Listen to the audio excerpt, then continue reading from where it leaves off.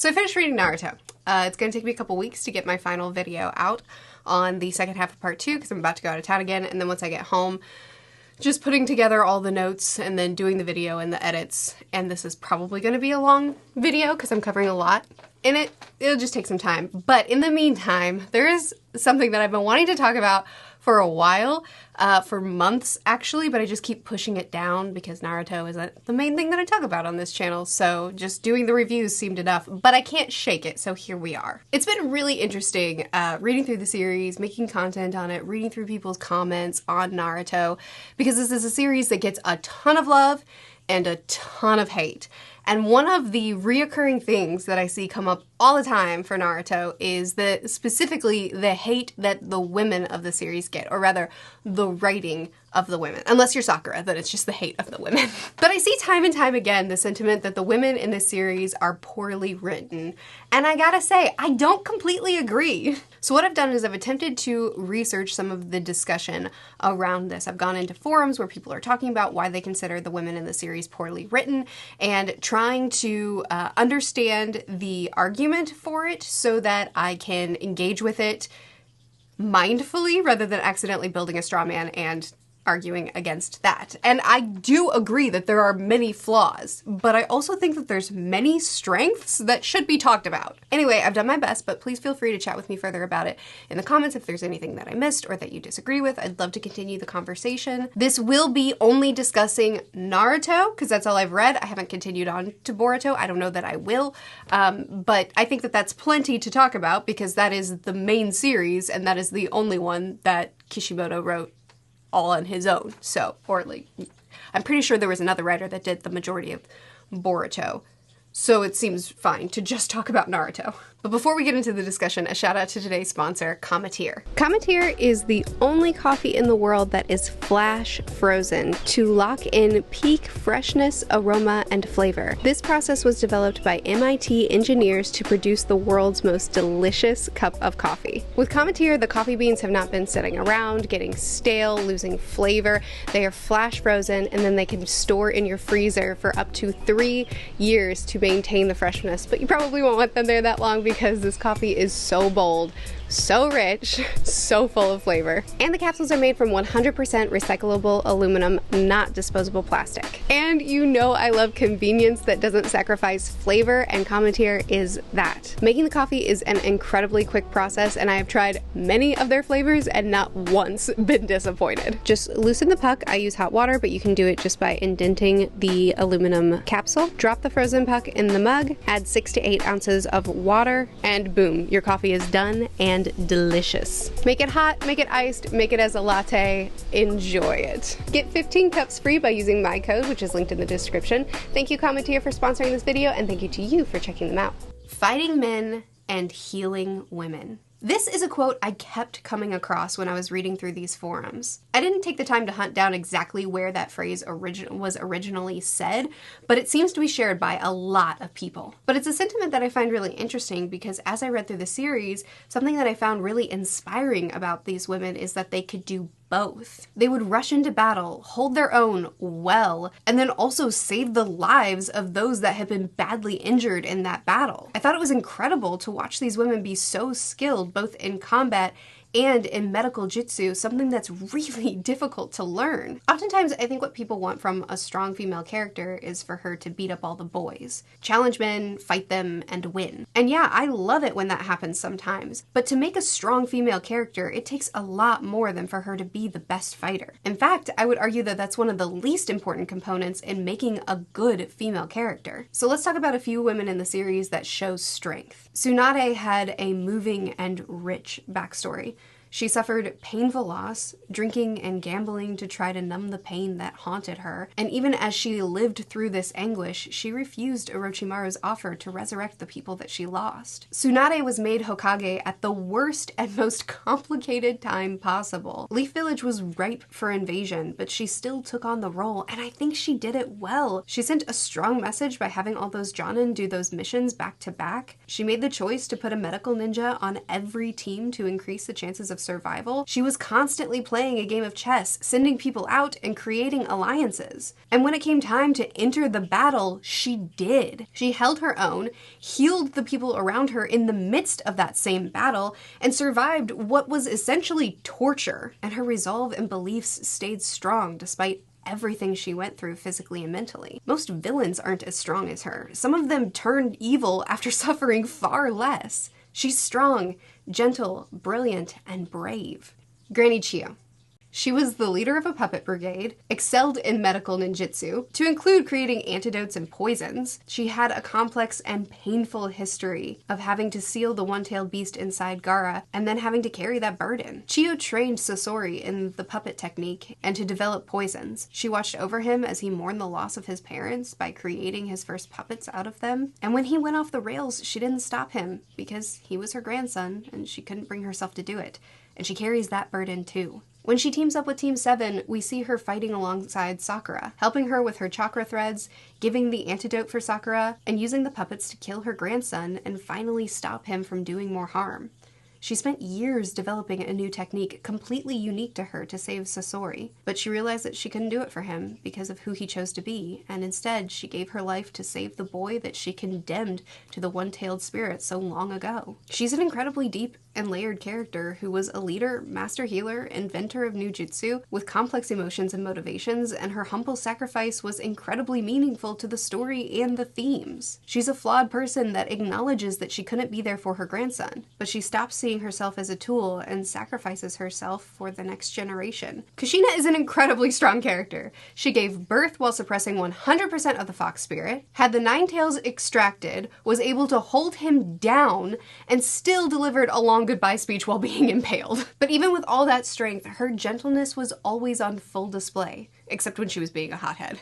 The sacrifice and pain that these two went through to ensure Naruto's survival is heartbreaking. The attention put into Kushina's character to honor the important role of motherhood and how her love meant everything to Naruto was really special to me. And while Kushina died before the series even started, her presence in the story held huge impact. One bit of criticism that I saw against Kushina multiple times, brought up in multiple forums, was that she wanted to be Hokage and then ended up just being a Hokage's wife, and that really bothered people. And I need you to help me understand this, because I have only read through the series one time and I absolutely missed some things. But as I understand it, everybody wants to be Hokage. Sasuke, after being a war criminal and setting himself against the Leaf Village, he then pops in and busts down the door, basically, and says, "I'm gonna be Hokage," right in front of Naruto. And then everybody else in the circle is like, "Well, I was gonna be Hokage. Wait, no, me. I was thinking about doing that." And then Hinata is her name. Hinata said this, which is, she basically said, "We all want to be Hokage. Everybody wants to be Hokage when they grow up. It's just like we all want to do it." So the idea of, I want to do something good in the world, so being a leader in my region makes sense to my brain, but then you grow up and you realize maybe that's not the right role for me, maybe I'm not best fit for that, maybe the political systems are more corrupt than the world itself, so you decide to kind of pull back and fulfill a different role where you can still be extremely impactful and useful. So to me, Naruto's mom wanting to be Hokage when she grows up, and then she grows up and then her dreams morph from that, isn't insulting. I oftentimes see the sentiment when a woman has a dream, an ambition, a goal, and then she becomes a mother and then decides to shift focus for a time entirely on that sometimes there will be a narrative that she's throwing her opportunities away, that she's settling for something lesser, that the idea that Kushina's dreams morphing into caring for her family is insulting. And I find that really insulting. This is coming from someone who is a working mother, because I think both avenues are great choices, but I don't think that it's insulting for someone to choose one and not the other. And if every single female character in the story played the same role, we'd be having a different conversation. But instead, Motherhood is emphasized as something noble and special and important in this story, which I think is an amazing depiction. And at the same time, women who aren't pursuing that, women who are on the front lines, women who are fighting and healing and actively participating in war are also depicted as something good and positive and noble, and I don't understand the problem. Okay, now that I have my favorite female characters mentioned, I'll rapid fire a few others so that we can move on to my other points that I really want to dig into. Ino has incredibly powerful jutsu that is essential in a few fights. Tamari is an incredible fighter and tough as nails. Konan was a founding member of the Akatsuki organization. Her paper technique was incredibly powerful. Karen, no, I don't want to talk about Karen. Mei is one of the 5 Kage as well as Tsunade, and she's very strong with her lava and boil technique, and was right there in the middle of the action of the war with everyone else. Sakura is a normie that had to fight like mad to keep up with her 2 superhuman comrades. She shows incredible strength in her battle with Sasori. Her intelligence at times is highlighted, like when she saw right through the disguise and bashed his head in the table. And she saved the life of many, many people, to include the main character, twice. So when I talk about strong women, I'm talking about a lot more than their ability to throw a really good punch. I'm talking about their intelligence, their emotional strength, their power, yes, but their abilities beyond that as well. I find it inspiring that these women can fight and keep their comrades alive in war. And when I see them exhibiting strength, when I see them fighting, the question in the back of my mind isn't, okay, yeah, but is she as strong as the guy standing next to her? Which I see a lot of that conversation. Like, yeah, sure, she did well in that battle, but her powers don't match that guy. But I don't need her to be better than everyone else. I need her to be good, complex, layered, interesting, inspiring. And we don't get that with a lot of the women in this series. Many women in the series barely get any page time or have a ton of potential that isn't fully fulfilled. But we also do get that with other characters, so I think it's a more layered conversation than just Kishimoto can't write women. Speaking of which, Kishimoto said in an interview once that he was super surprised when his editor encouraged him to write Sakura into the story because he didn't think that he was good at writing women. He thinks that he's not great at it. And he's not wrong, especially at the beginning of the series. The depiction of Sakura and Ino was rough for me. Sakura and Ino had very few layers other than their crushes, rivalry over those crushes, flowers, and hair. Sakura's motivations, dreams, and fixations were all centered around Sasuke. And while I strongly believe that Kishimoto got better at writing women as the series progressed, still, this is a series where one of the major themes is family, the bonds we have with our siblings, and the importance of our parents. Tsunade is, at least by my memory, the only woman that got that same treatment. And while I sometimes find it frustrating to see people pointing out the times that women are pushed aside for Naruto to shine, or women are protected in battle, or women aren't stronger than the man next to her, because so often men are also pushed aside for Naruto to shine, and men are also depicted as not strong jutsu users. Even with all that being true, there's no doubt in my mind that Kishimoto puts more time into his male characters than his female characters. It's what he feels more comfortable writing, it's what he feels he writes better, and so it's what he puts more attention on. And the female characters are often seen as a missed opportunity because of that, and I don't disagree. There are characters that are given really interesting abilities that just aren't explored all that much. Characters that don't seem to have as layered motivations or just don't get nearly as much page time. A great example of that is in Sakura being the normie, as I mentioned earlier. You have Sasuke, who's an Uchiha and has all the powers that come with that, and you have Naruto, who has a fox spirit, and all of the powers that come from that. And then you have Sakura, who has nothing. She's Sakura. She's a person. Not that they're not people, but you know what I mean. But she has to work hard, train under Tsunade, really grow her skills and her maturity as the series progresses. But Lee is a great example of someone who's very similar to that. He's at a distinct disadvantage in this world, but because of his persistence and working so hard and having a great mentor, he ends up doing... Actually, people say that he's cheated too, and I low-key agree with that as well. But he ends up being very impressive for being at a huge disadvantage in this world. And his arc hits a little bit harder because he had some of his training and his struggles with that depicted on page. And Sakura, who is very similar in a lot of ways, didn't get that same treatment. So that's what I mean, that I think Kishimoto just leans into writing men more because it's what he feels he does better and it's what he's more comfortable with.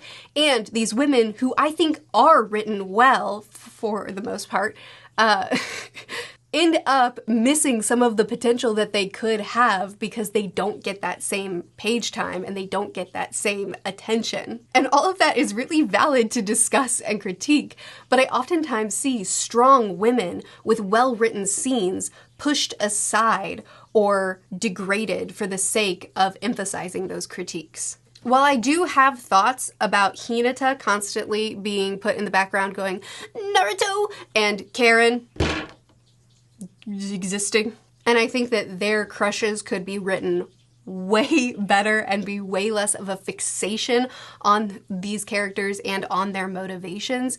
As a general rule, I don't on a wider scale necessarily have a problem with a lot of the women's character arcs and motivations being tied to another person, because a lot of the series does that with a lot of the characters. Lee's personal development and growth is tied directly to Guy. Naruto and Sasuke would be nothing without each other. Kakashi and Obito's history are reliant on one another. Sakura can be frustrating because of her fixation on Sasuke and her refusal to let him go despite him rejecting her over and over again and, you know, telling them outright, I'm done with you.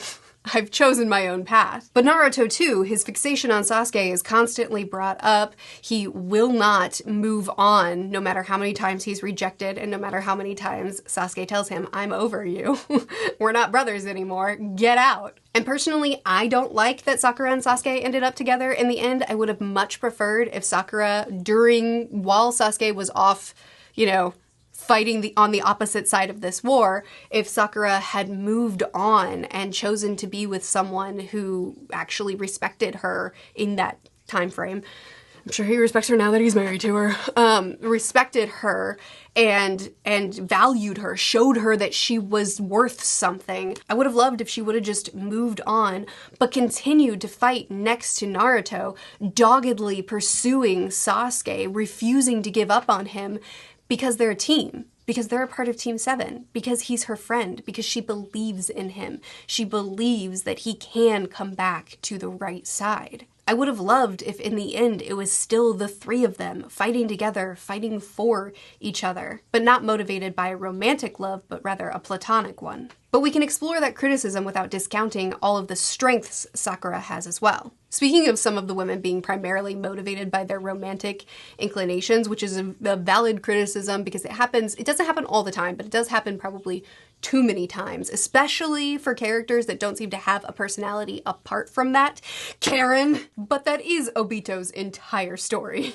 His motivation as a kid to be Hokage and for her to stand by him, his villain arc when he lost her, and his new goals that he obtained specifically to bring her back or to have a life with her. And his redemption even was motivated by realizing that he had become someone that she wouldn't want anymore. Kakashi's tied into that some, but it's mostly Rin, which is why I wonder if maybe the problem is more so that Kishimoto just is not very good at writing a love story, but he continues to try to put it in his story. But generally, when the action starts back up, the women are in the thick of it too, working hard and making a difference. They aren't just standing around thinking about the boys. Shut up, Karen! I really do think that Kishimoto makes an effort to show women being strong and not just hollow set pieces. He tries to write them as competent, compelling characters. And when the men try to shove them aside, they push back against that and prove that they can stand back to back with them and fight too. It's just that it's clumsy sometimes, which is well worth criticizing. Okay, I'm gonna end the video on one more point and then I promise I'll let you go. But this is one that I feel really strongly about. Oftentimes I'll see sentiments like, there are very few female fighters, except Konan, Kushida, Karen, Teyuya, Temari, Tsunade, Mei, Tenten, Kaguya, but that's all, and the rest are just medics. Sorry for my pronunciation, I read the manga instead of the anime. And I really want to unpack the term just healers, because being a medical ninja is something that takes a lot of intelligence, a lot of study, and a lot of hard work, and it's essential on the battleground. So I guess my question is why? Why is a healer considered a lesser specialty than a fighting specialty? The way I see it, being a healer is an essential role, and one that if you removed it, the war would have been lost basically the moment it began. They're the lifeblood of battle. Why are support roles so undervalued? If I were a ninja in this world, I would aspire to be a healer. I would prefer that far more than being on the front lines. I consider myself to be a strong woman, and if a war were to break out in my backyard, the role that I would want, well, actually, the role that I would want would be to be a mom to my kids, to protect them. But if I were not a mom, the role that I would want would be to be keeping people alive. Personally, I would find so much more fulfillment in a support role than I would be trying to take down the big bad. But I think the support roles are the life that keeps things going. If there were no healers, the heavies would all be dead and we'd be doomed. And I don't understand devaluing that role. I do understand the idea that if it were true that all women were nothing but healers and all men were nothing but fighters, then that would be a weird dichotomy to choose, and it would be something that we should need to unpack. But what I see is a lot of women specializing in being a combat medic and also a fighter. And no, they're not usually the strongest fighter on the battlefield, but yes, they can usually hold their own. And I don't think that's insulting. And being a combat medic is an incredibly physically and mentally demanding job. The horrors that you have to see day in and day out take some incredible mental fortitude to continue to do. So yeah, the point of this video isn't to say that the writing of women is flawless and Kishimoto is #1 feminist hero, but to say that yeah, there's definitely flaws, but also there's so many characters in the series that I find so inspiring. And I think that saying that the women in the series are poorly written, which is a sentiment that I promise you I have read over and over and over and over and over and over and over again, I think is a little bit reductive. I think that there are poorly written scenes. I think there are poorly written choices. I think that in the beginning of the series, it's pretty rough. But I think that there's a ton of strength in these women too, and I think that there's room for a balanced conversation. And this is a conversation that's far wider than just Naruto. Actually, the concept of seeing dialogue that seems to devalue support roles and seem like character's role is deemed insignificant a lot of times online because they're a support and not a heavy is something that I've been thinking about a lot. So this could be applied to a lot of series. I'm just reading Naruto right now, so it's what I'm talking about. Well, actually, I'm done reading Naruto. Anyway, as I said, I just finished reading this for the first time. I haven't read it multiple times or discussed it for years on forums like I'm sure a lot of you have. So I'm sure there's stuff that I missed, especially because I wasn't reading the series from the perspective of trying to pick apart this particular topic. It's just kind of, as I read through it, I found myself really inspired by some of the women and some of their personal arcs. So I wanted to make a video talking about the pros as well, because I think that's a little bit less talked about than the cons. I don't know, maybe this video is useless. I hope you liked it. I'll see you again soon. Bye.